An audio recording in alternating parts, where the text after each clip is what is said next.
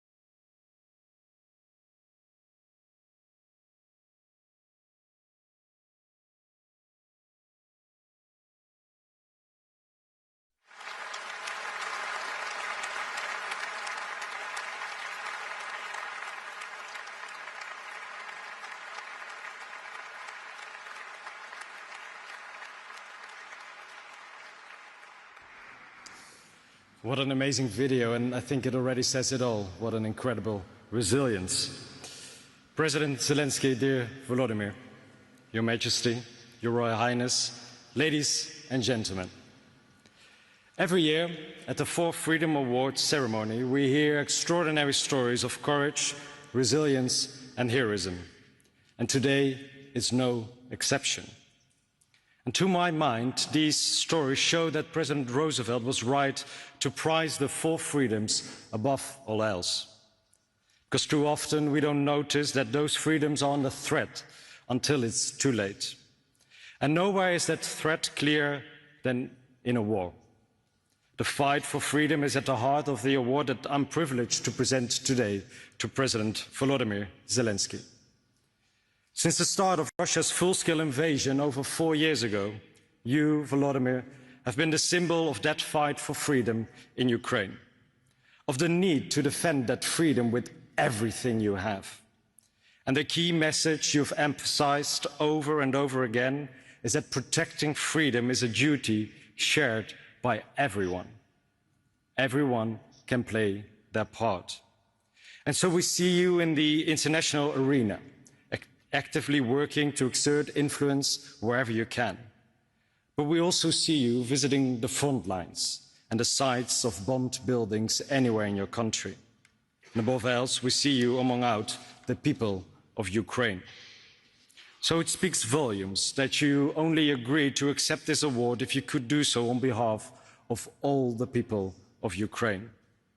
On behalf of all the ordinary men, women and children who were thrust overnight into a new reality they did not choose, but now have to face each and every day. On behalf of the children who now go to school in an air raid shelter. On behalf of the women who keep their families afloat and their country running by working in factories. And on behalf of the men who've had to swap a suit and tie for combat fatigues and are fighting to defend their country. Meter by meter. And they're doing so because they know and feel that every square centimeter is a piece not just of Ukraine's soil, but of its dignity too, of its identity. Its words, songs and symbols and all those other invisible elements that make a people what they are and give a country its future. A future that only they can decide. That is what they are defending. And for anyone like me who has only ever known peace, it's very hard to imagine how you do that and what it must feel like. We're used to books and films about war heroes, and we tend to think about people in real-life war zones in that way. But when I visited Kyiv last month, I saw that heroes are not born heroes. They're just ordinary people. They don't have superpowers or even exceptional talents. Or rather, that talent is to remain human in an inhuman situation. And I think that's what Eleanor Roosevelt meant when she said that only someone's character is the real criterion of worth. And that's certainly true of the women that I met while visiting a drone factory in Ukraine. Until the war started, they lived their lives as so many women do, pursuing careers, taking care of their families. But when their world changed, they chose to change with it. Now they're working as drone mechanics, a job they probably never heard of until a few years ago, let alone imagine they would be doing. But they made the change. They, for their children at home and for their future. And that same determination is shown every day by Ukraine's emergency workers. Despite shortages of everything, they continue to race to wherever they are needed. And they risk their own lives in the process, because Russian troops are counting on them to show up. After an initial attack, they will often launch a second strike on the same target, hoping to hit as many first responders as possible. When I first heard about this perverse reality, I didn't know what to say. I didn't know what to think, except to wonder how on earth you carry on when you live in such a reality. And yet that is exactly what almost 40 million Ukrainians are doing every day. Ordinary people, getting groceries for their neighbors, buying flowers for their wives, visiting their relatives in the weekend. Ordinary people who show that even in hearts full of fear, there's still room for love and compassion, and that is worth fighting for. And to all those people, and to their president, I want to say this. Yes, it's true that often, too often, you are forced to rely on each other, but you're not alone. There is a place for you in the hearts of so many people, here in the Netherlands, in the United States, and all over the world.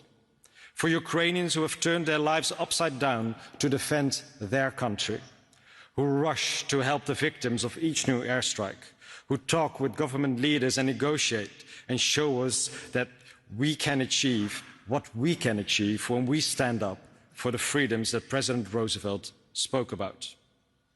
4 freedoms, which I feel can be summed up in the freedom to be who you are, here and in a free and autonomous Ukraine. President Zelenskyy, dear Volodymyr, this award is for your country, for you as president, and for all the Ukrainian people.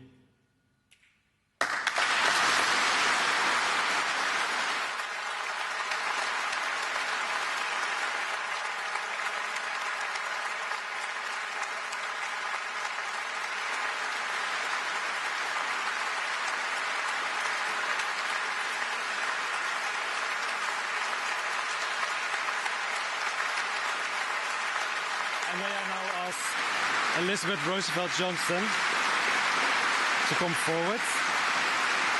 Yes. May I ask you to come? Oh, no, sorry. Really? May I ask you to come forward to present this Medal of Honor to President Zelenskyy and Volodymyr? May I invite you to come up to accept the award as well, Mr. President?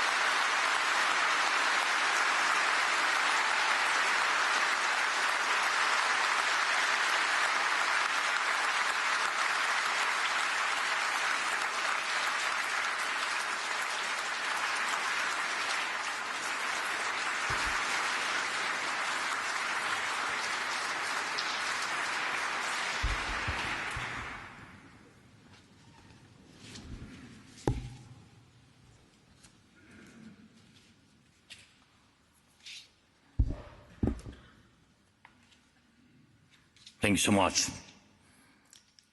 Your Majesty, Your Royal Highness, dear Prime Minister, dear friends, dear Netherlands, thank you for your attention and support for our people, for Ukraine, for what we are going through. Today in Ukraine is another very hard day, really hard night. The day after a massive Russian attack. In just one night, there were nearly 300 attack drones, 19 ballistic missiles, as well as cruise missiles. Air raid sirens sounded across many of our cities, and this came after waves of shaheeds had filled our skies just yesterday. Dozens of people have been injured, and sadly, so sadly, there are also lives lost in Odessa, Kiev, in Dnipro. Just ordinary people, children, civilians killed by Russian madness. If it's possible, please, I ask you now to honor their memory and all those whose lives have been taken by this terrible war with a minute of silence.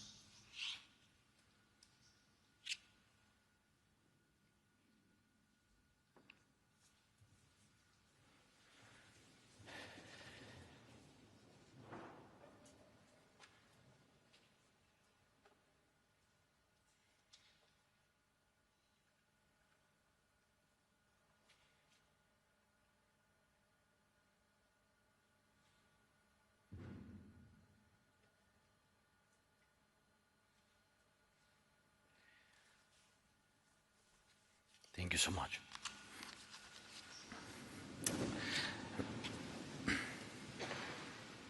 Thank you. This is impossible to accept. No rational person can accept it. Russia's war against our people, against Ukraine, and against the basic principles of normal human life is now in its 5th year. A full-scale war started by one man, only one person, in Moscow, who wanted total control. In the past, when such wars began or were only imagined, one could say that this was an unprecedented moment in history, when such great evil threatened everyone, and when every nation had to decide how to act. But today, this is definitely not unprecedented. We have seen this before, aggressive, unjust, terror-driven, full-scale wars that leave behind ruins and dark chapters in history. Putin knows exactly what he is doing, exactly, and who he resembles. And he is rightly compared to Nazis. He has the same expansionist ambitions. He wants to decide the fate of nations and whether they have the right to exist at all. And at the core of Russia's war against Ukraine is a false claim that Ukraine does not exist, that it is allegedly a part of Russia. And this is not just about history, not just politics, or not just ideology. It's the basis of their goal to erase Ukraine completely. And not only Ukraine. Russia has openly, repeatedly said it wants to control all its neighbors. It wants to decide what security in Europe should look like and whether it should exist at all. Russia has carried its war ideas as far as Syria and Africa. And this is a truly global threat. And it matters that many in the world see it exactly this way, as a global threat. When the full-scale war began, we heard really different reactions, and some were afraid of what would come next day, next moment. Some waited to see whether Ukrainians would withstand the first strikes, and only then decided whether to help. But there were also those who understood it immediately, and people like that, those who called evil by its name, were the majority, and you were among them. Among those who understood immediately, among those who stepped forward to help, among those who are now helping with true leadership, and I'm grateful to you for your support. I'm grateful that the Netherlands truly stands for the protection of life. Thank you. Thanks to your people. Thank you so much. Thank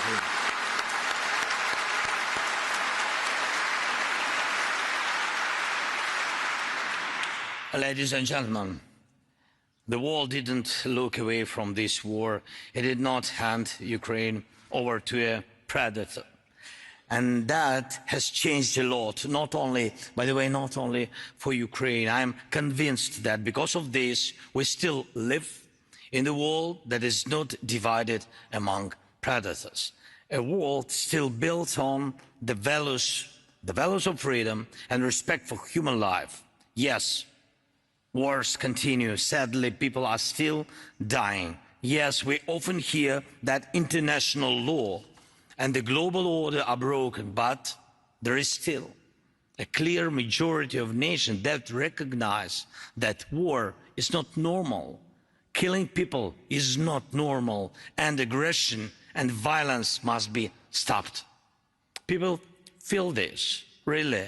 And the fact that people care, that countries care, that you care, gives us all a real chance. A chance that one day the world will no longer be a victim of wars. That one day the world will have a system, military, political and legal, strong enough to restrain aggressors. That one day people will be able to say that at last we no longer have to fear ruins. This is fundamental freedom we still lack. Freedom from ruins. Freedom from those who bring ruins. Freedom from those who seek to destroy everything that matters to normal people, to normal life. Freedom is never abstract. We must remember this. It's not something given. It's not something that exists in the air. Freedom is a condition people fight for themselves and for their children. It's a condition that must be protected. And it always requires a strong foundation, security, legal, cultural, and educational, and also something deeper, something people feel. A foundation that makes it clear evil will be punished. Punished, absolutely. And this is crucial. Why do wars return? Because those who start them believe they will not be punished. That's why it's not enough when history judges only with truth. Not enough when memory alone delivers judgment. There must be law. There must be international law. There must be the international community enforcing it. And we must achieve this. And this is what we are working on, including with the Netherlands. We are working so that no victim of Russian aggression is left without a just response to the aggressor.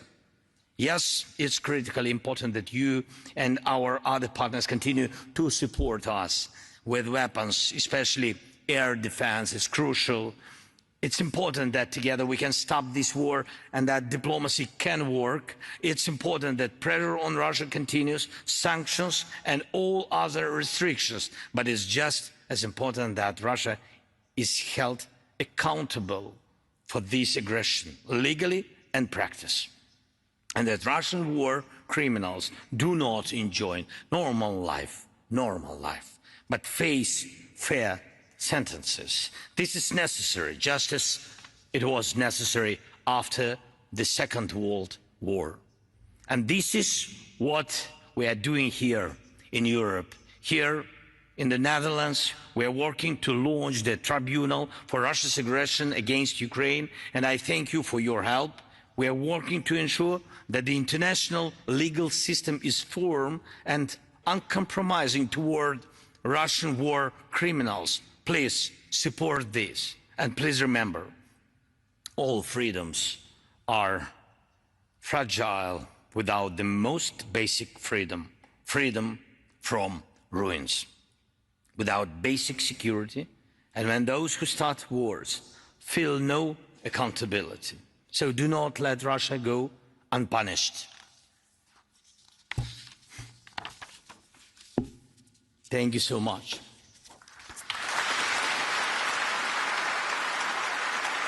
Slava Ukraine. Thank you so much.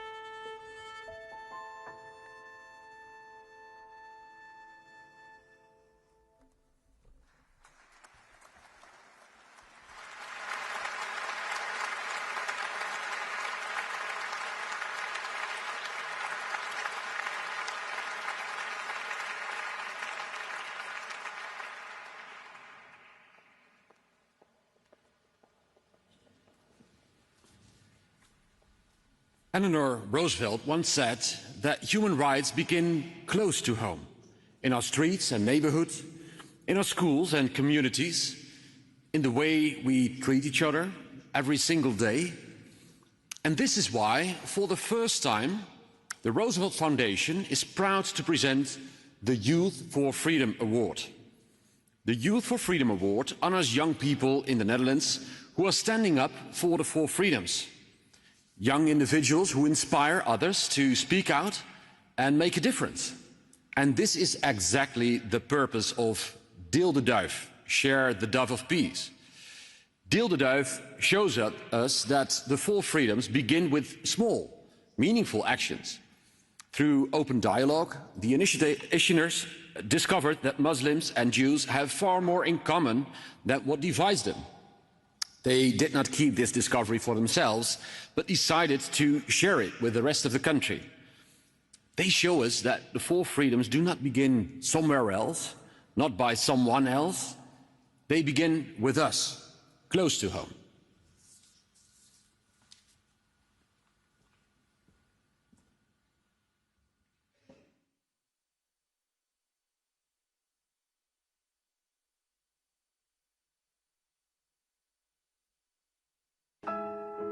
De kloof is breed en lijkt niet te overbruggen. Maar af en toe gloort er een sprankje hoop. De eerste keer dat ik iets hoopvol zag was eigenlijk Deel de Duif. 4 jonge mensen, 2 met islamitische achtergrond, 2 met Joodse achtergrond. En ik dacht, wat zijn jullie moedig. In de ambtswoning van Femke Halsema. En daar waren wij alle 4. En na afloop raakte ik in gesprek met Selma. En toen vroeg ik aan haar hoe het voor haar nu is om een hoofddoek te dragen. Waarna ze mij vertelde, nou, het is best eng en spannend. En mensen beschouwen me opeens als terrorist en ik word bekeken. En ik vond het heel naar om te horen. En tegelijkertijd herkende ik dat, omdat ik een ketting met mijn naam in het Hebreeuws heb. Die ik ook liever niet meer droeg. En dat ik ook over straat liep met angst. Monsters zijn jullie! Monster! Merry Christmas! Fuck off! De zorgen zijn toch echt dat de islamitische en de Joodse gemeenschap zich in Nederland gewoon niet veilig voelen. En echt actief denken van waar moeten we heen als het hier niet goed gaat of als we hier niet meer mogen zijn. En daar focussen we ons ook op. Gewoon op de verbinding hier. Hoe is de discussie onderling dan? Er zijn mensen die Hamas vrijheidsstrijders noemen. Er zijn mensen die het een terroristische organisatie noemen. Zijn dat onderwerpen waarvan jullie zeggen, ja, daar hebben we even geen zin in en die laten we gaan? Nee. We hebben het er zeker over. En woorden doen ertoe. En we hebben echt wel hele moeilijke gesprekken gevoerd. Maar wel op een hele respectvolle manier. Waarin we echt probeerden de ander te begrijpen. Ook al draait mijn maag om. De truc zit hem echt in juist vragen, wat bedoel je daarmee? Of waarom zeg je dat? Of gewoon aangeven van, oh, dat komt op deze manier bij mij binnen. Daar heb ik best wel moeite mee. Onze meningen verschillen alle 4 als het gaat over de situatie daar. Maar als we kijken naar Nederland, waar nu ook heel veel gebeurt, zijn we het over heel veel dingen en bijna alles wel eens. Want we willen niet dat er hier een oorlog gaat woekeren. We willen niet dat elk van ons met angst over straat moet lopen. En polarisatie tegengaan is iets wat we allemaal willen. Maar in je eentje los je dat weinig tot niet op. En dan moet je arm in arm gaan staan. Vanuit Deel de Duif krijgen we zelfs op eigenlijk die best wel aardige boodschap die we hebben, krijgen we reacties zoals dat de duif bewerkt is en onthoofd is. En haatcomments uit onze community. Wat er in een van de gastlessen is gezegd van, nou, leefde Adolf Hitler nog maar. Dat is heel pijnlijk. Ja, het doel met Deel de Duif is inderdaad dat je het gesprek met elkaar aan blijft gaan. Dus dat je elkaar als mens ziet en voor vol aanziet. Ook al hebben we andere meningen. En dat je ook inziet dat er meerdere waarheden naast elkaar kunnen bestaan. Dat is eigenlijk wat wij heel erg proberen over te brengen in wat wij doen als we voor de lessen staan, als we dialogen organiseren. Ga het gesprek met elkaar aan en respecteer de ander. Stel onderzoekende vragen, juist als het pijnlijk wordt en als het persoonlijk wordt. Het gaf ons hoop om met elkaar te praten. En dat wilden we heel graag naar elkaar, of naar buiten eigenlijk ook gaan brengen. Want als wij het kunnen, waarom kunnen anderen dat dan niet?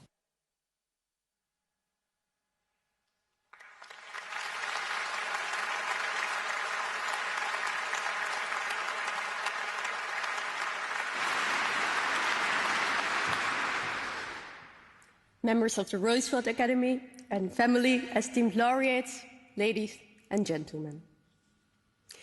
There's something strange about time.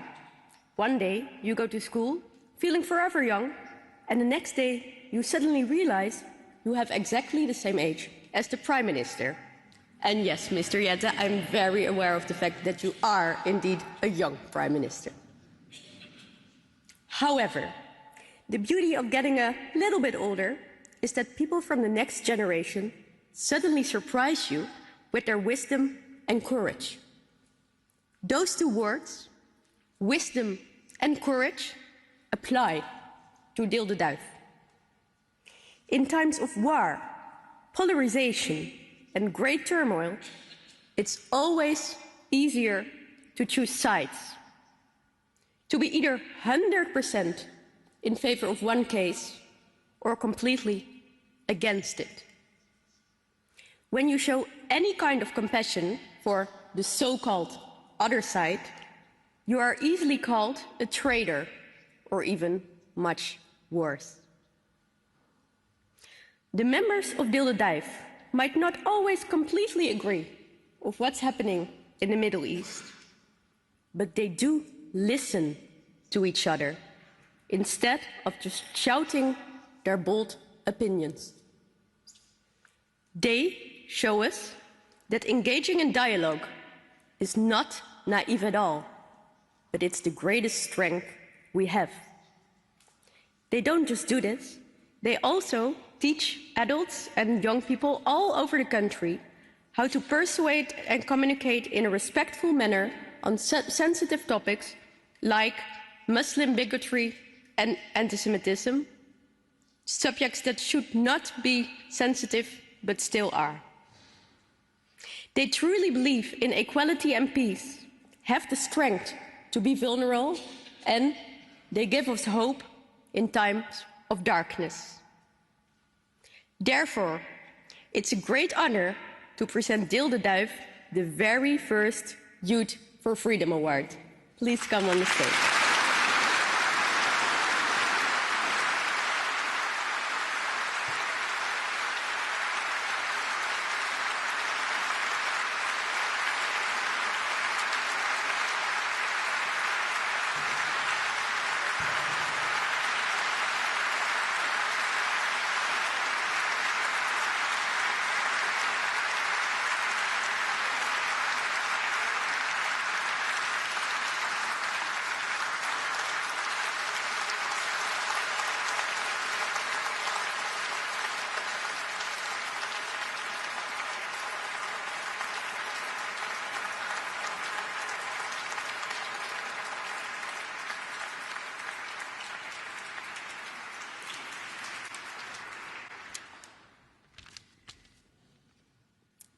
Members of the Roosevelt family, esteemed laureates, and dear everyone.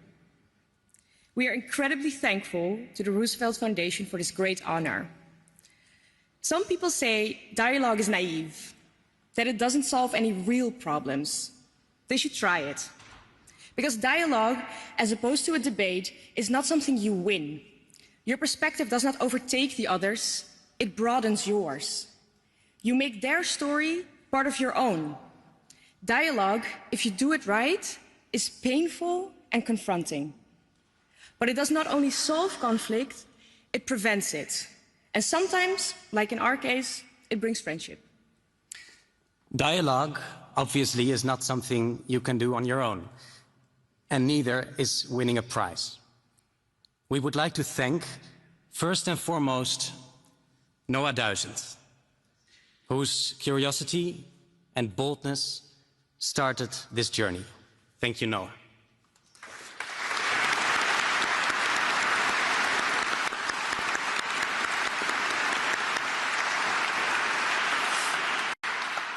We'd also like to thank our logistical superhero, Hanna van Helden, our advisory board and its chairwoman, Karin van Gennep, and of course, our family and friends who stood by our side these last years.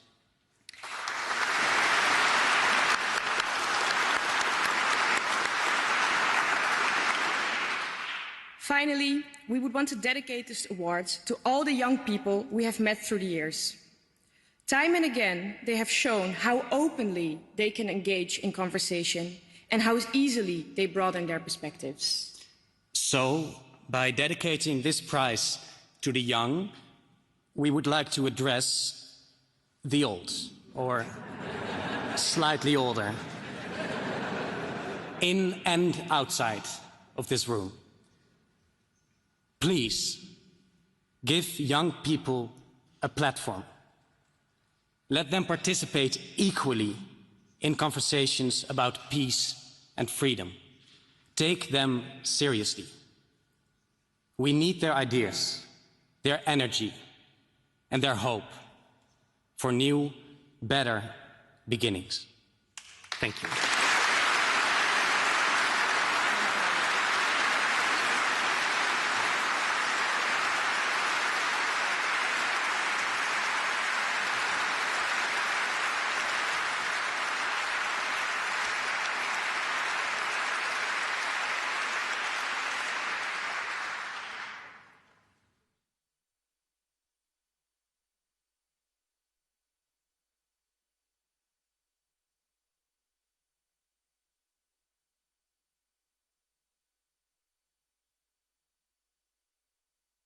Last year was the deadliest year ever for our profession. We need journalists. We all need journalism. We need access to accurate information to be able to live our lives freely and safely. Journalists are often the first people to be attacked when democracy declines, because speaking the truth is a dangerous undertaking when those in power wish to suppress it. CPJ's original mission to defend and protect journalists, and in so doing to protect freedom of expression and press freedom, is more important than ever before. Now journalists are under threat, not just in authoritarian regimes. They're not just under threat when they report in dangerous situations like war or conflict. They're at risk reporting on politics in democracies. They're at risk reporting on their local communities. They're at risk reporting on everything from climate change to the economy. If journalists are silenced, we don't have access to even that most basic information, and we certainly don't have access to the kinds of information that those with power seek to hide from us: corruption, wrongdoing. The increased numbers of journalists in jail, the rising number of journalists harassed, the rising number of journalists being killed, they are all indicators that something much bigger is happening in terms of our individual freedoms and liberties. Over the past 2 years, we've seen the deadliest assault on journalists that the Committee to Protect Journalists has ever documented.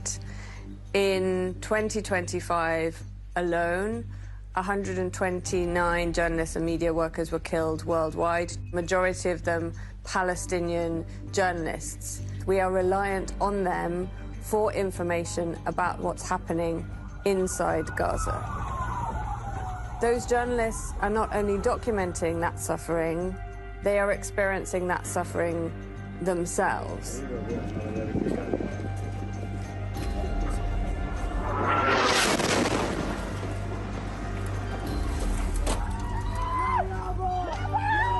Our job at CPJ is to document each and every single one of those deaths, just as we document each and every single one of the arrests of journalists we see worldwide, to pursue justice for those journalists in order so that that does not happen again.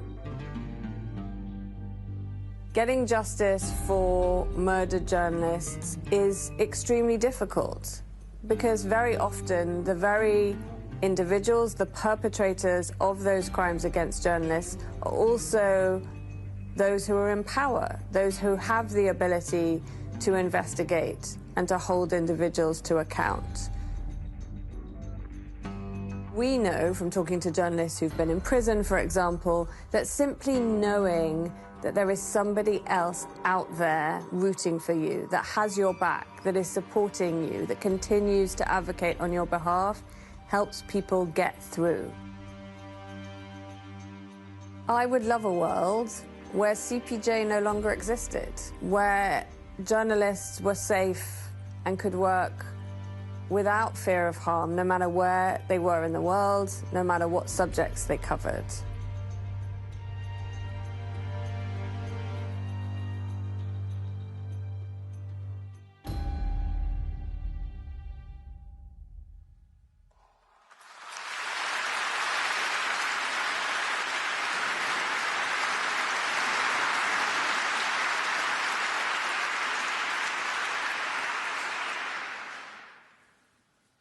Your Majesty, Your Royal Highness, ladies and gentlemen, it's been 2 years since my father, Dirk, who defended journalism until his very last day, had the same honor of presenting the Freedom of Speech Award.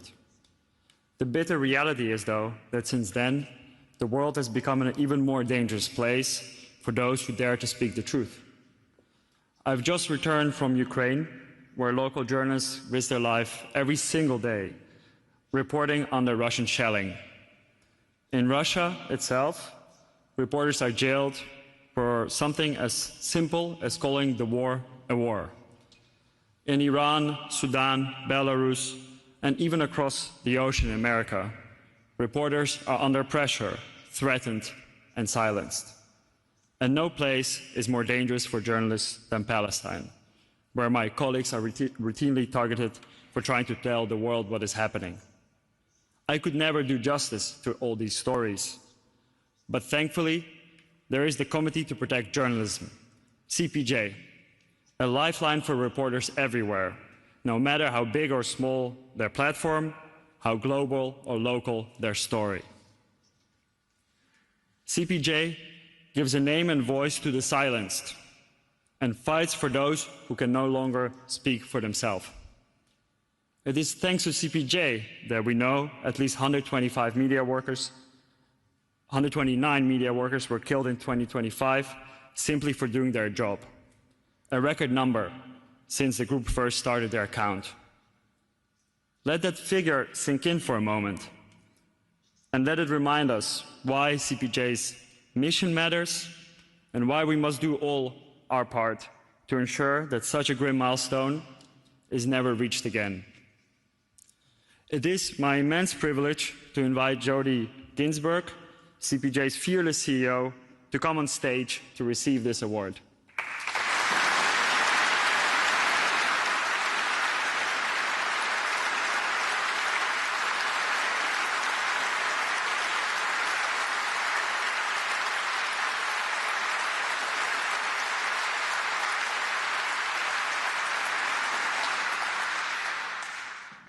Ladies and gentlemen, on behalf of the Committee to Protect Journalists, I am honoured to accept this year's Four Freedoms Award for freedom of speech.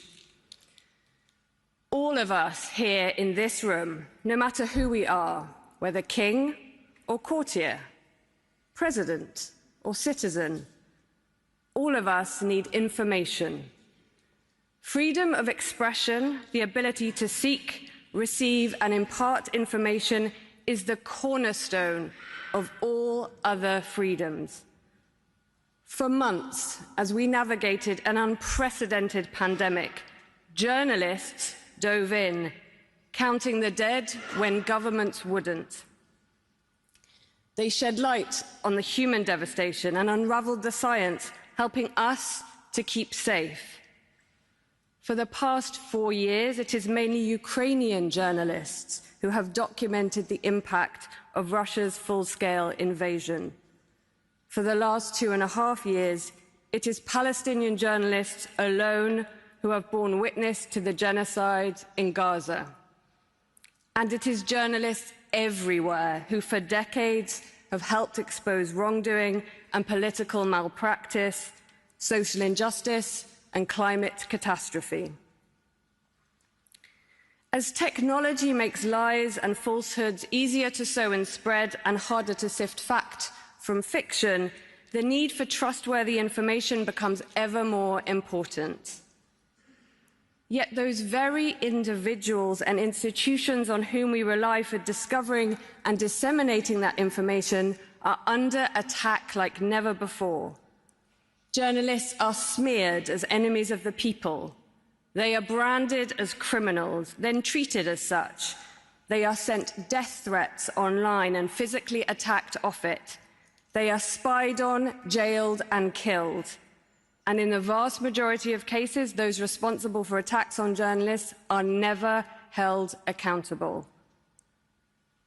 For 45 years, CPJ has documented threats against journalists, undertaken advocacy on behalf of journalists at risk, and provided direct assistance to help keep journalists safe and reporting. That work has never been more urgent.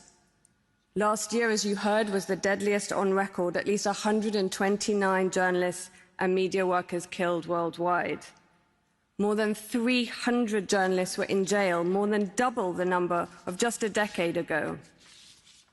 We cannot allow this to stand. Press freedom is our freedom, and we must all stand firm in its defense, no matter where journalists are attacked. Silence is not an option. No one knows this better than our colleagues in Palestine. And that is why I'm honored to stand alongside Ashraf Mashhawari today and to dedicate this award to all those journalists who risk everything to report the truth.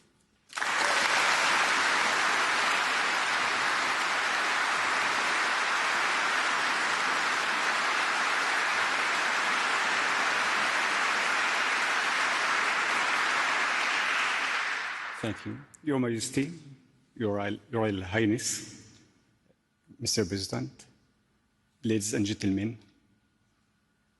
this recognition matters to us as Palestinian journalists from Gaza.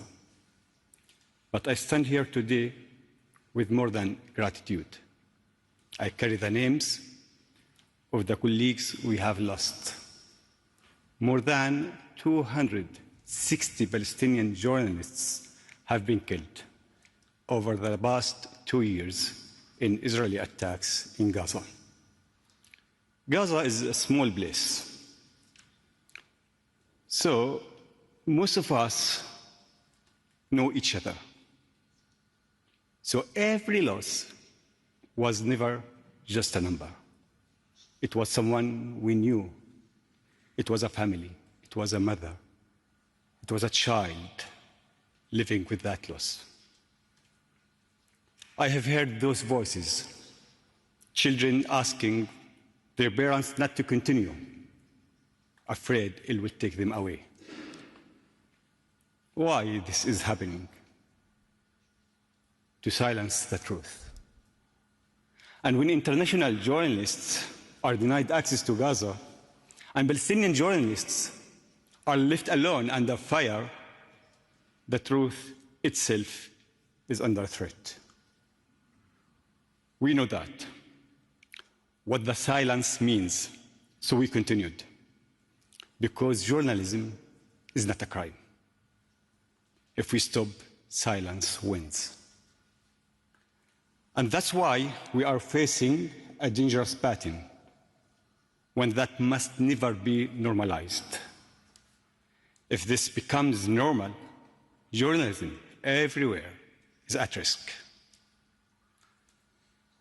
And that's why the work of CPJ has been essential in making sure we weren't alone. History will not ask what we knew. It will ask what we choose to accept to be normal. That's not only our reality. It is a test for all of us. Thank you very much.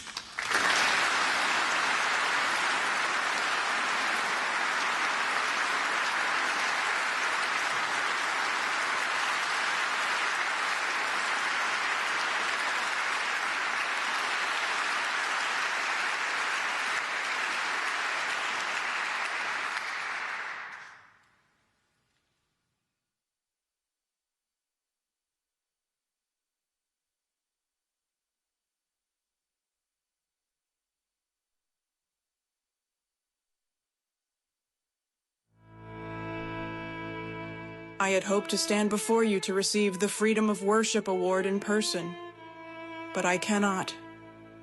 My voice is generated by a computer, so that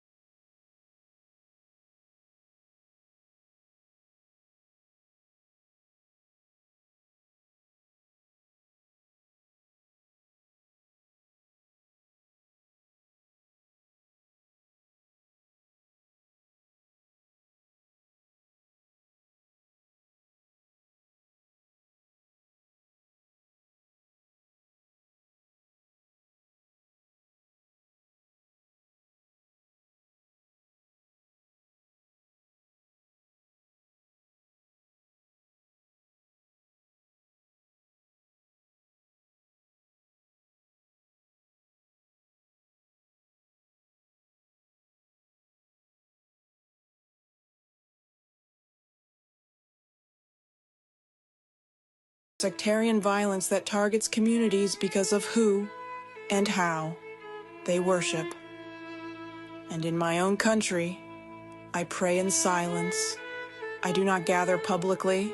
I do not speak freely, because belief can cost you your freedom, can cost you your life.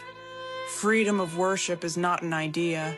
It is the right to live without fear because of what you believe or choose not to believe. Unfortunately, my face is hidden. My voice is artificial, but my hope is real.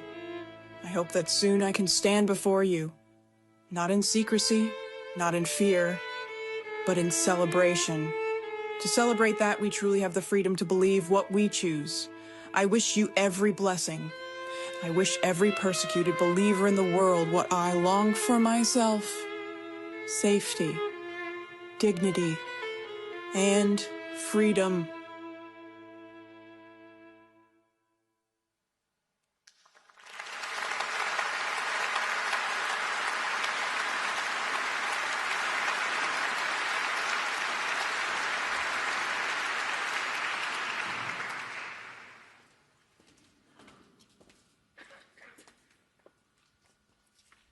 Members of the Roosevelt family, esteemed laureates, dear all.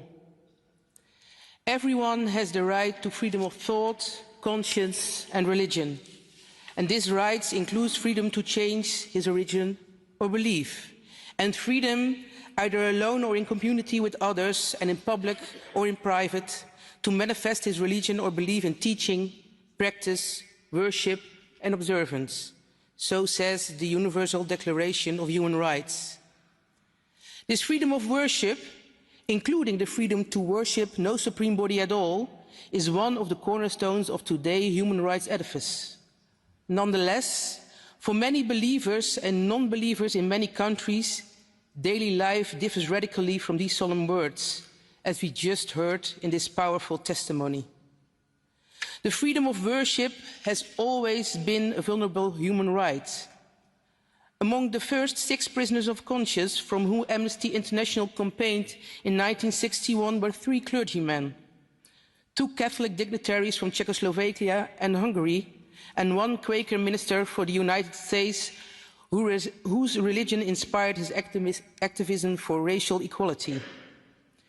Violation of the freedom of worship often go hand in hand with other serious human rights violations, like racial or ethnicity-based discrimination, apartheid, and even the death penalty for acts that neither harm nor wrong any other person, acts like enmity against God, and other overly broad or vaguely worded alleged criminal acts with a religious aspect. Especially in relation to this last category of alleged crimes, it is important to remember that the freedom of worship protects the believers and their religious practices, not their belief or religion per se, nor any supreme being. Central to the freedom of worship are individual human beings and their communities. And although international human rights instruments do not preclude the possibility of a state religion or a state church system, the days of the principle of the religious peace are long gone. That principle, formulated 5 centuries ago and summarized as cuius regio eius religio, or whose realm his religion, meant, in short, that a prince or territorial ruler in the Holy Roman Empire would determine the religion of its territory. Its inhabitants would have the choice of accepting the prince's religion or leaving the princedom. Nowadays, after many religious wars, a state-church system is not contrary to international human rights, as long as the state does not discriminate against those who live their lives according to the rules of another religion or worldview. And this brings me to another important aspect of the freedom of worship, important also from a communal point of view, the freedom to change one's religion. This freedom, together with the freedom of expression, which includes the freedom to receive and impart information and ideas, protects us from religious tyranny. But it also helps us, individually and in the communities in which we live, to prevent that we close our minds for valuable ideas that might seem unwelcome at first. It protects us from closing windows of opportunity to learn about alternative ways of living our lives, to think along different lines, to worship in other ways, celebrating the freedom to change one's religion. Whether we exercise it or not, protects us, individually and collectively, from intolerance and xenophobia. The freedom of worship protects us all, believers and non-believers alike, against closing our minds. And today I wanted to share that reflection. And while doing so, I see before me an empty chair. The chair for a laureate who, for now, cannot be named, from a country that should not be mentioned, for the reasons of the laureate's personal security. It reminds us of the vulnerability of the freedoms we are celebrating today. And since these freedoms were an important impetus for the international human rights system developed after World War II, this empty chair should also remind us of the dangers that will befall us all, as nations and individuals, if we neglect, deny, or ignore the international rules and institutions that were established after enormous human suffering. Rules and institutions to make this world a safer place for all of us. They deserve the best defense that we have to offer in these unruly times. Thank you.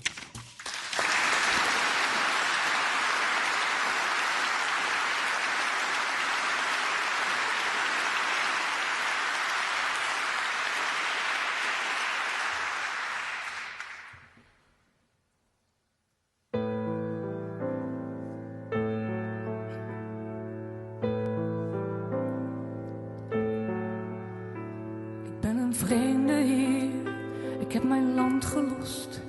Ik heb jouw pad gekruist, ik heb jouw spoor gevolgd. Je had gezegd, ga terug, je moet niet op mij vertrouwen. Maar jij bent deel van mij, hoe kan ik zonder jou? En de toekomst is onzeker en het donker is dichtbij. En ik weet, ons wacht een lange reis, recht door die woestijn. Recht door die woestijn. Maar jouw land is mijn land, jouw volk is mijn volk, jouw taal is mijn taal en jouw God is mijn God en jouw droom is mijn droom, jouw pad is mijn pad, jouw toekomst. Mijn toekomst en jouw hart is mijn hart. En ik weet jouw volk is bang, omdat wij anders zijn. Maar ik zal bruggen bouwen, daar waar die afgrond is.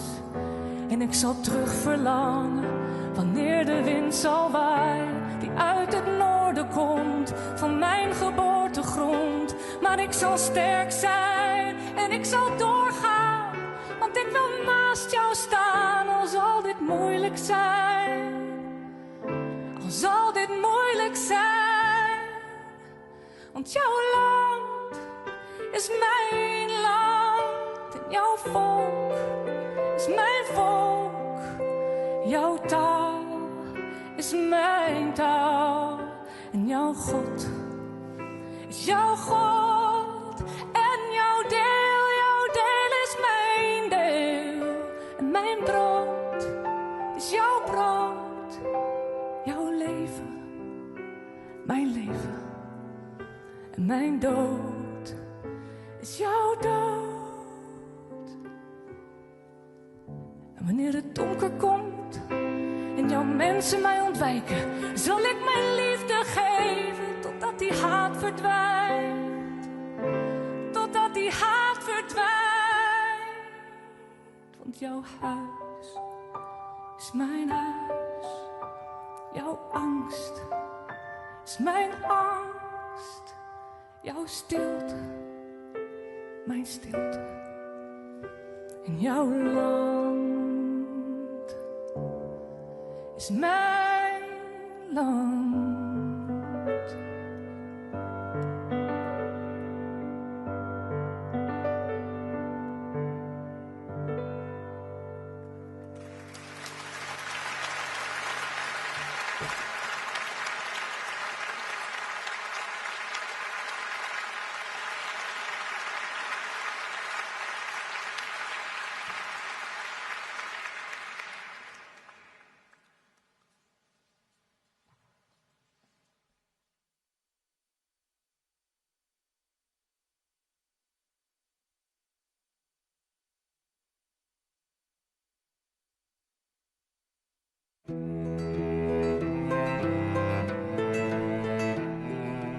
I feel proud about my disability. I'm not ashamed of, and I don't have to hide anymore. That's the biggest thing that I could be proud of it. I start to feel excluded, like from a very young age, in basic things. I've started to feel like I'm not belonging anywhere.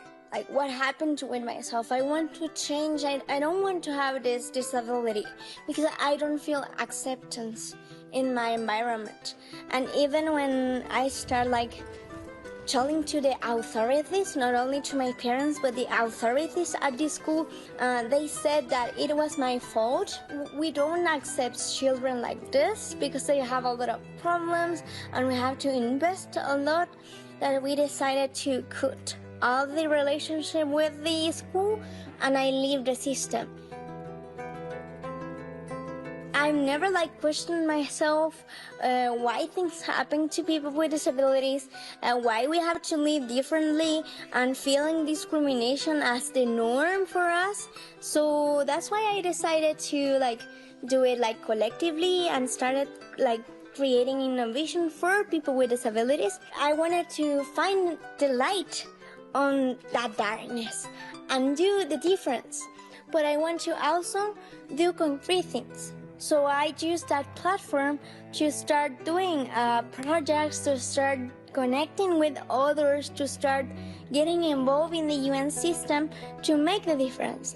So I started like developing this web platform with the idea in mind of making a safe space for people to find information, but at the same time a space to empower others in inclusion and make them understand that the change is going to be possible only if everyone gets involved.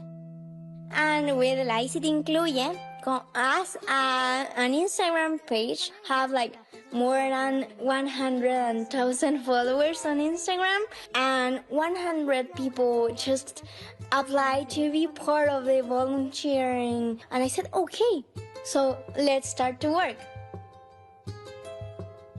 But with the time, I understand that maybe we are not going to do the biggest changes from night to day, but we can make little changes. Start with little movements. Small steps are important to see the difference. Go to schools, teaching through the scholar community why inclusion is important, making the difference in the companies, making the difference with the local authorities in our public spaces. If you involve yourself, you maybe can start opening opportunities in labor, in entertainment, and even in make someone's a better day. It gives me hope that inclusion is going to be a practice and not just a promise, because I see that we are making noise and very loud.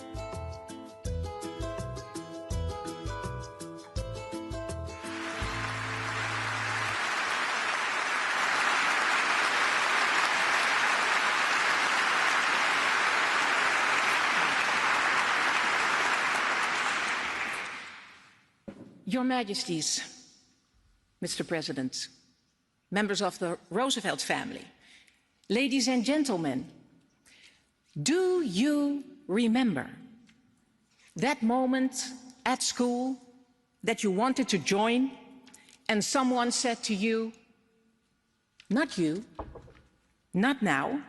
Do you remember how that felt? And maybe you pushed it aside and moved further. But what if it happens again and again and again? What do you do then? This is a daily struggle for more than 1 billion people with a disability in the world. What we see at school, at work, on screen, shapes what we believe is normal. But it's not the reality, because people with a disability are too often left aside. And that is exactly what people like Isidora challenge. She makes visible what too often remains unseen and invites us to look again, to question what we think is normal, and to take responsibility for the world we are shaping every single day. Freedom means living in a world that is designed for all of us, where strength of society is not measured by promises, but what it truly makes possible for people. Thankfully, we have Isidora. By being active for the UN, starting a platform for people with a disability and sharing her daily life online, she is not only raising awareness, she shows the world what inclusion truly means. And doing so, she brings us closer to the promise of freedom for all. Querida Isidora, igual que tú, yo también he pasado un parte de mis años más jóvenes en América Latina. En Colombia, sé por experiencia propia lo difícil que es la lucha. Pero eso te admiro profundamente. He visto en tu Instagram que muchas personas te preguntan, ¿y sí? ¿Qué tú tienes? Y tú respondes con una broma. Tengo amigos, tengo un pero. A partir de ahora también puedes decir, tengo el Roosevelt Freedom from Want Award. Muchísimas felicidades.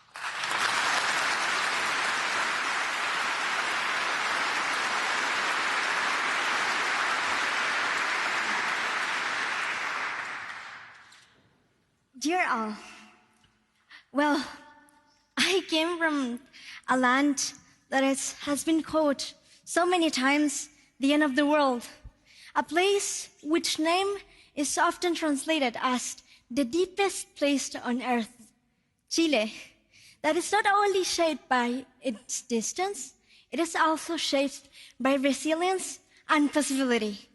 And yet, I never imagined I would be one day here with all of you. I would like to tell you something. We often said that it's important to look to the future, to move on, right? To not stay stuck in the past. But for me, it's impossible to talk about inclusion and the changes that we're making without reminding my past. When I was 12, I lived something that truly changed me. Bullying. You should be grateful to be here because people like you don't study, or you are never going to have friends because of your difference. You are never belong to any place. That's our quotes that I've received from professors of the school that exclude me and make me suffer bullying. Rights that are treated as privilege make the problem. Make that we suffer exclusion as part of the system. But I was one of the fortunates that have parents that are here between in the public, Pamela and Juan Andres.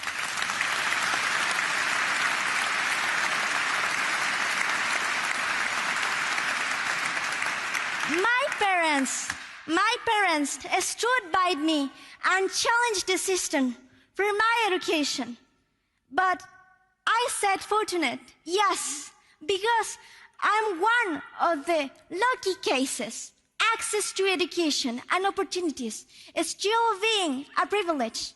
And when rights are treated as privilege, we are truly doing bad things.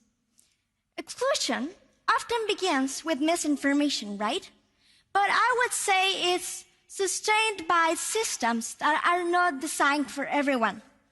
And even when a student, as me, leaves the school for a period, they said, we choose to leave. But that's very far from truth, because that empty chair means a lost opportunity, a voice unheard, and also a future that was cut, even didn't have the chance to grow. So from that, when I finally have the opportunity to be part of a school, Institución Teresiana, that makes me feel comfortable, secure, and being part of it, for me, it then appears a light. I understand that it's a responsibility from my side to make a difference. Because no one should be left behind for a condition they just born with it, and they did not choose. Inclusion is not only for excluded, it's for everyone here in this room. It's for everyone worldwide. It benefits to all of us. And it allows us to be with our circumstances, with our differences, being part of the state, and can raise our voice freely. That's why I founded Encuentra tu Lugar, or Find Your Place for the bilinguals. Because real change must start not only for helping individuals, not just stopped in charity, but also transforming our society and the places that we want to be better. Today, young people across my country, Chile, is making the difference, transforming exclusion into opportunities and barriers into concrete change, in which we see diversity as the characteristics that strengthen us. Because inclusion is not something that we are waiting for. We know that the system already failed to all of us, but we decided to stop only looking Instagram, TikTok, and really make a change our system. And now my invitation is with all of you. We are not doing this alone. Yes, we are young people, we have our voice, but we need all of you. Public sector, Prime Minister, private sector, you know, civil society in general, because we cannot wait anymore for changes. If we have the possibility, if we have the privilege to be here with all of you, we must do it together. Because a world where everyone with a difference is excluded, it's not a free world. And freedom, and this word, it means that everyone needs to live with dignity. Because freedom is for all of us. Thank you.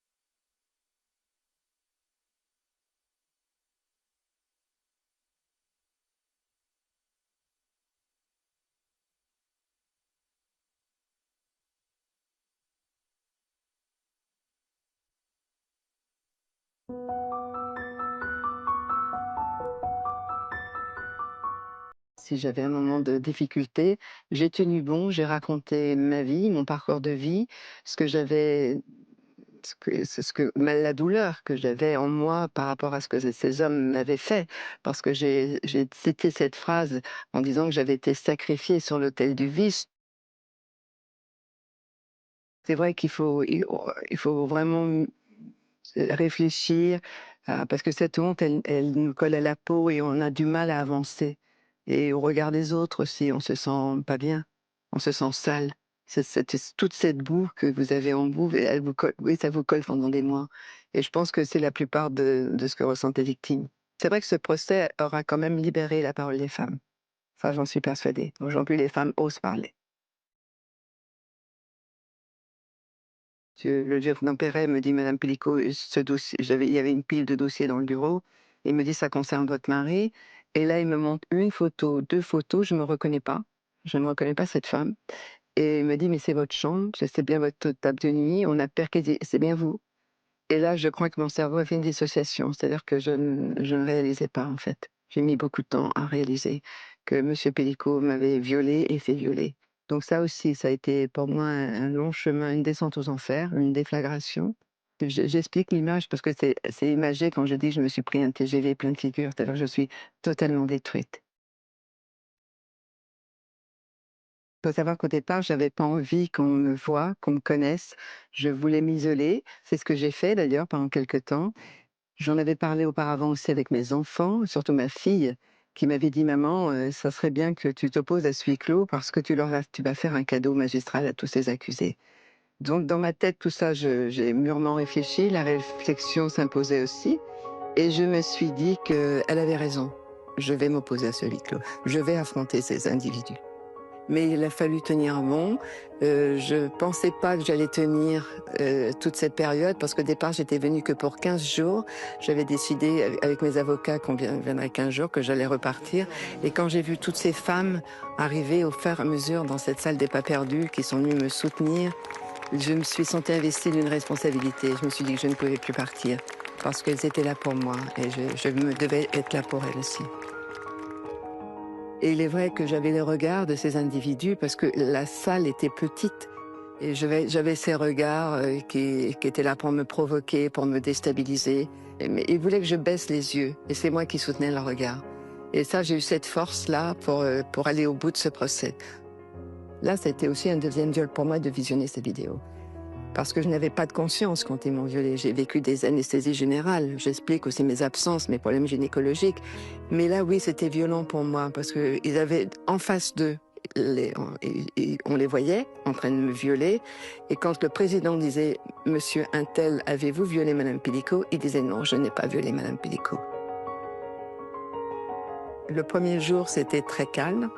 Et quand j'ai commencé à entendre ces applaudissements, voir le nom Gisèle, merci Gisèle, les chœurs, c'est ce que j'ai dit, j'étais contente d'offrir mon histoire en exemple et mon prénom en étendard. Ça, j'en ai vraiment, parce que grâce à ces femmes qui m'ont soutenue. Sans ces applaudissements, alors je les ai pas réclamés, loin de là. Mais j'ai vu aussi que ce procès faisait écho à leur souffrance. Elles se sont identifiées à mon histoire. Et je pense que c'était le combat de toutes ces femmes. C'était mon procès, mais c'était aussi le leur. Je pense que j'ai beaucoup de femmes que je rencontre encore aujourd'hui de dire vous êtes une icône. Je préfère le mot symbole au repère. C'est-à-dire qu'on se souviendra de ce procès. Si ça permet de libérer la parole des femmes, j'ai apporté ma pierre à l'édifice. Et pour que le combat continue contre toutes ces violences. Ou plutôt ça.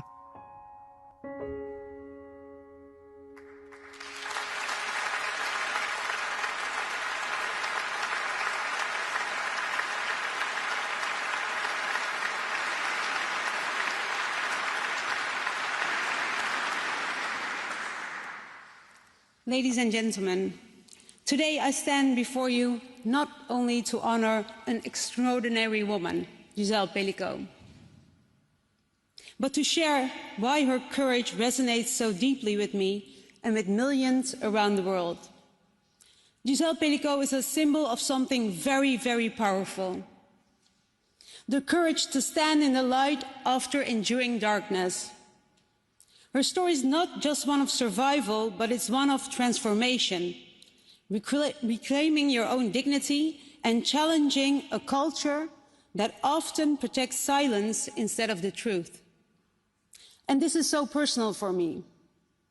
I was raised in a family with extreme violence. My mother was beaten and raped by someone who was supposed to love and protect her. Like so many victims, she carried not only the pain, but also the weight of the shame. And that is why Gisèle Pellicot's voice matters so much. Because statistically, we know this is not rare.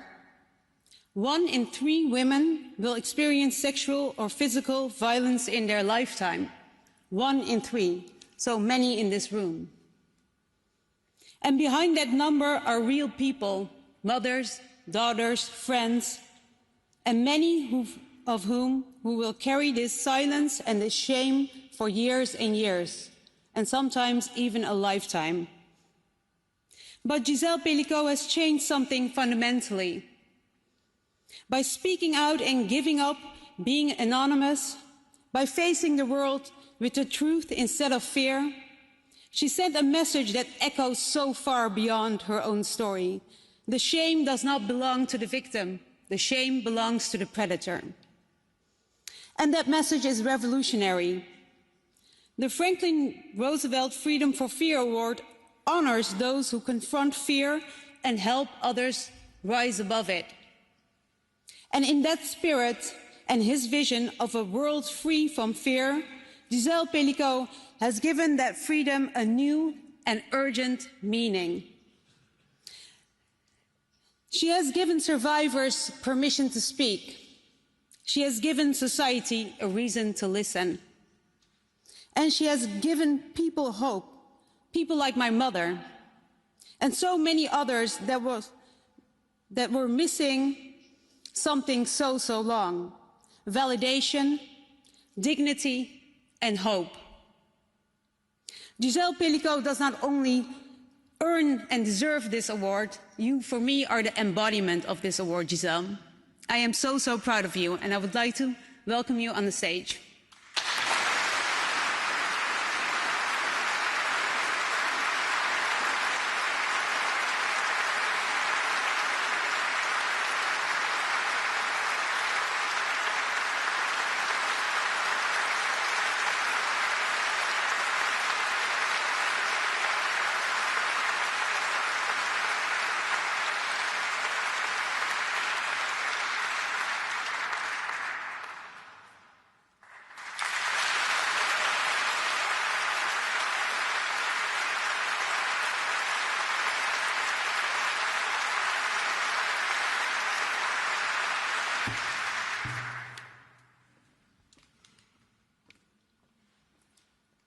membres de la famille Roosevelt, mesdames et messieurs, c'est avec beaucoup d'émotion, mais aussi un profond sentiment d'humilité et de responsabilité que je prends la parole devant vous.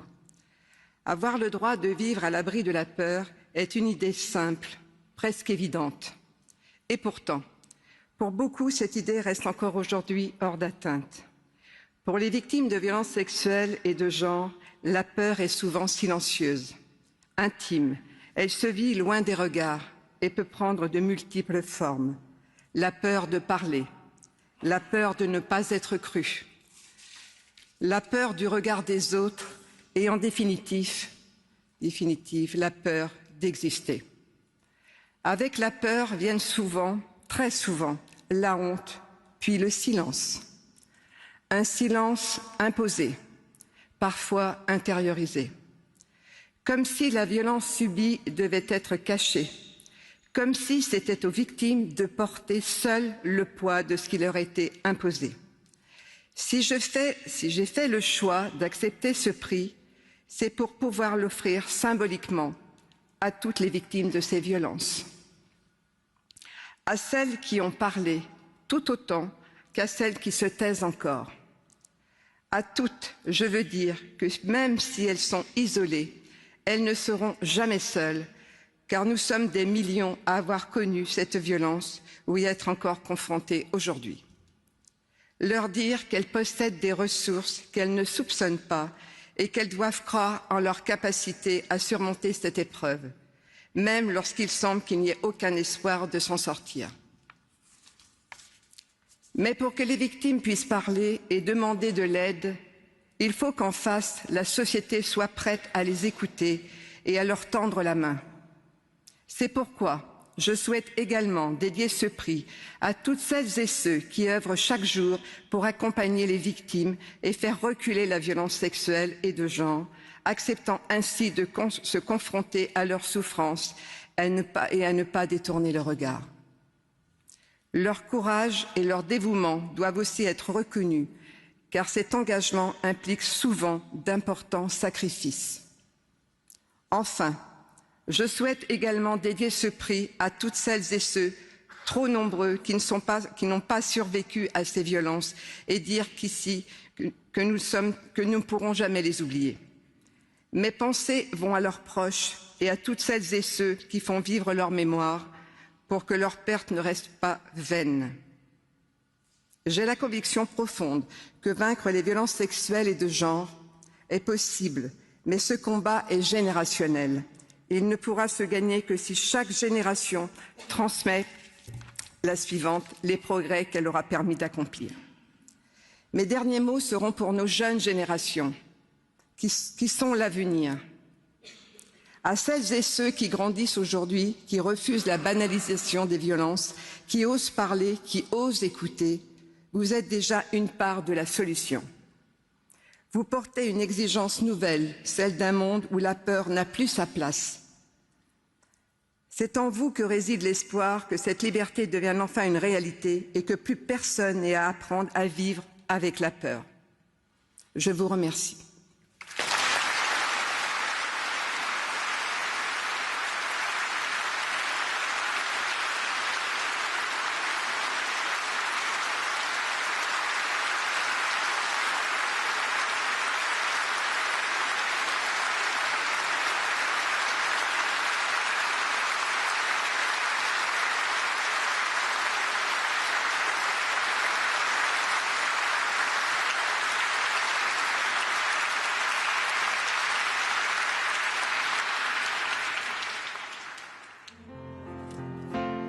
My grandparents would be the first to acknowledge that we live in a very troubled world.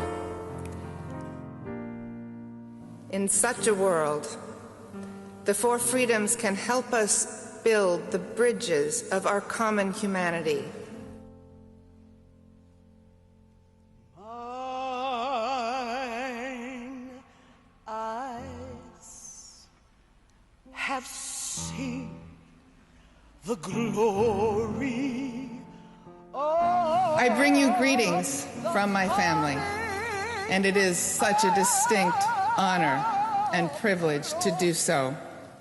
We are here today to honor the work of 5 remarkable individuals who have dedicated their lives to the 4 freedoms.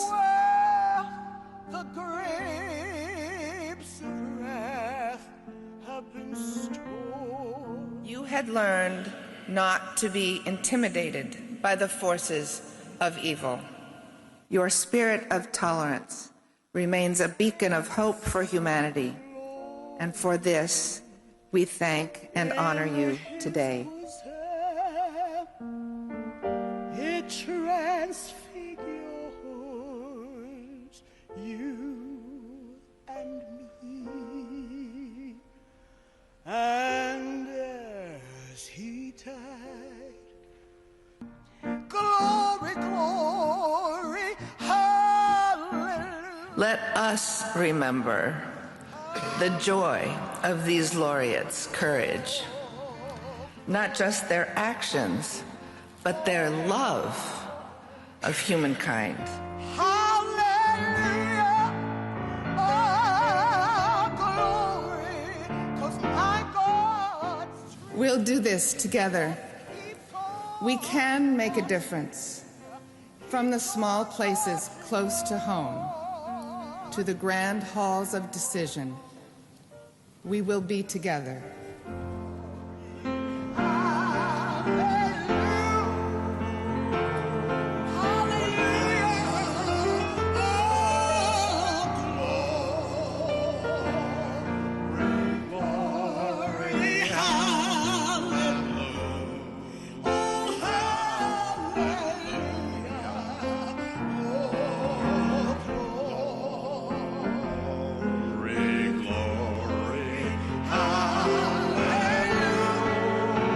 There will always be Roosevelts who will come at your invitation to serve, to share a determination to live the 4 freedoms alongside the distinguished laureates who will always inspire and direct us.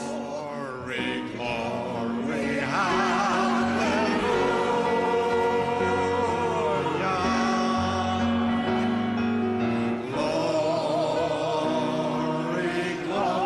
Freedom from want, freedom from fear, freedom of worship, and freedom of speech will triumph everywhere in the world.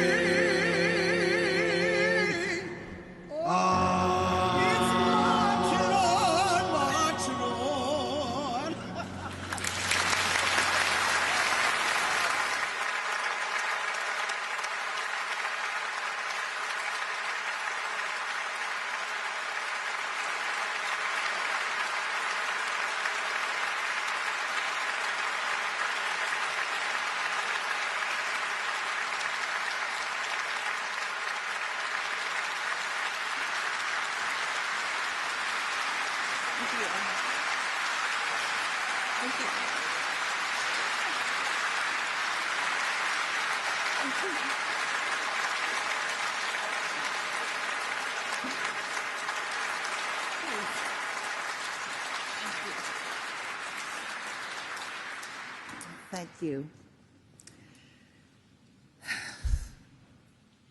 Your Majesty, Your Royal Highness, Mr. President, Mr. Prime Minister, King's Commissioner, inspiring laureates, and honored guests. On behalf of my family and our delegation from the United States, thank you once again for inviting us to be with you at the International 4 Freedoms Awards. The partnership between the Roosevelt Foundation and the Roosevelt Institute is a powerful reminder of the enduring ties between the people of our 2 nations. and while it is many years ago now, our two families, it is a joy to be here with you today. And how moved we are by the laureates who just spoke. Your courage is remarkable. The Netherlands was a foundational part of my grandfather's story. My family's roots are here in the Netherlands and in this province. And it is deeply meaningful to see how that connection has endured as a living, evolving partnership grounded in shared principles of freedom and democracy. Those principles were the heart of his vision of democracy: freedom of speech and expression, freedom of worship, freedom from want, and freedom from fear. When my grandfather spoke about these freedoms in 1941, the future at home and abroad was fragile and uncertain. We in America forget that sometimes. But these principles were and still are a standard for how a democratic nation should treat its people and how it should project its power in the world. What strikes me is how relevant my grandfather's vision remains today. Our future is fragile. Around the world, as we have heard, journalists are still threatened, jailed, and killed. Religious minorities are persecuted. Disabled people lack access to what others take for granted. And women and children live in fear of those more powerful than they are. I don't think my grandfather thought that these freedoms would be achieved everywhere in his lifetime. He knew that they must be claimed and defended again and again in every generation. Today's laureates remind us that these freedoms of speech and worship from want and fear are not assumed.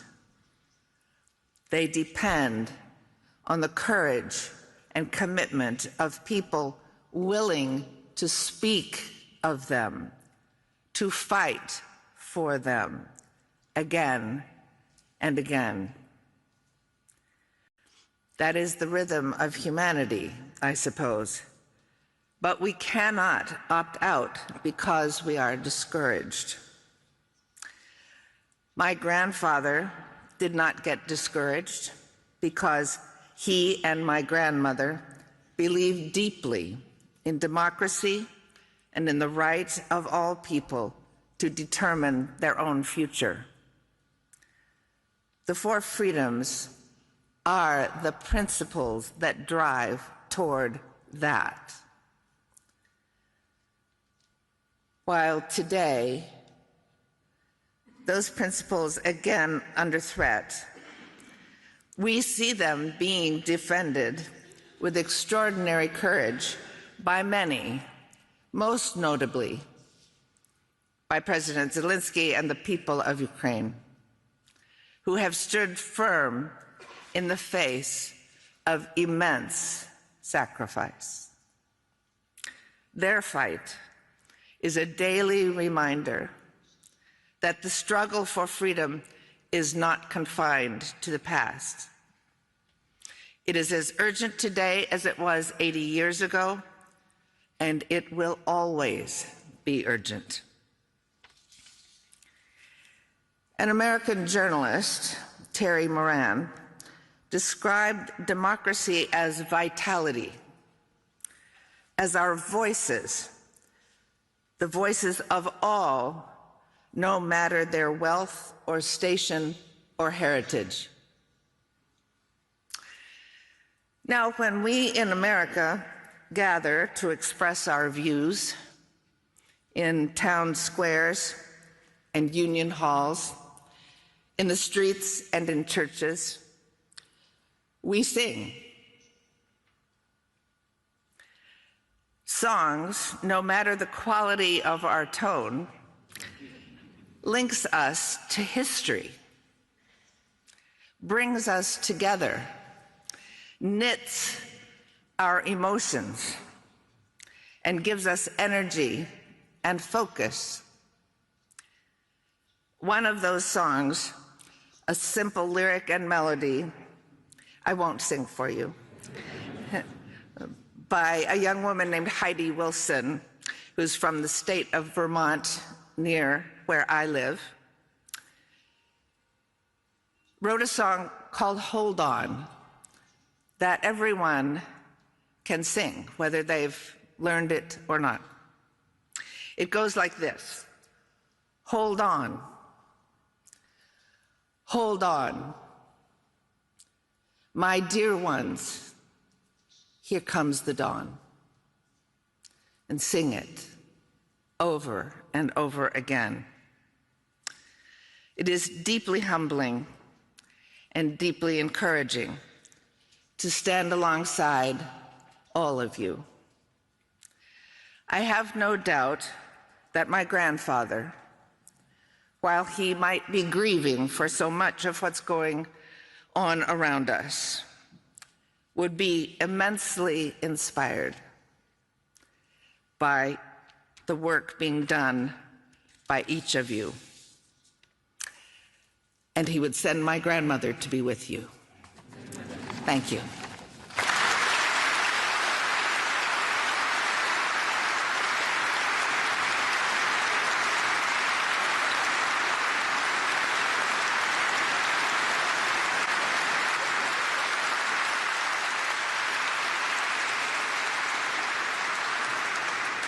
Dear Anne, thank you so much for your moving and inspiring words.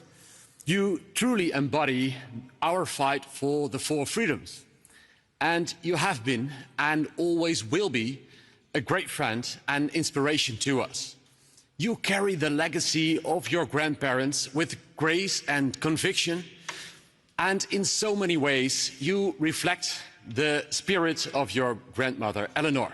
You even look like her. Thank you. Thank you.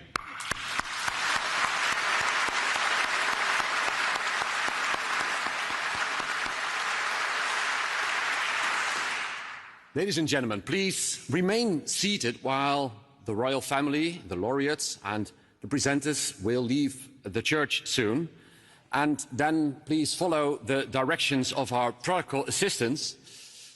And a few words to conclude this ceremony. I would like to thank all of the laureates and the presenters for their presence and their inspiring words.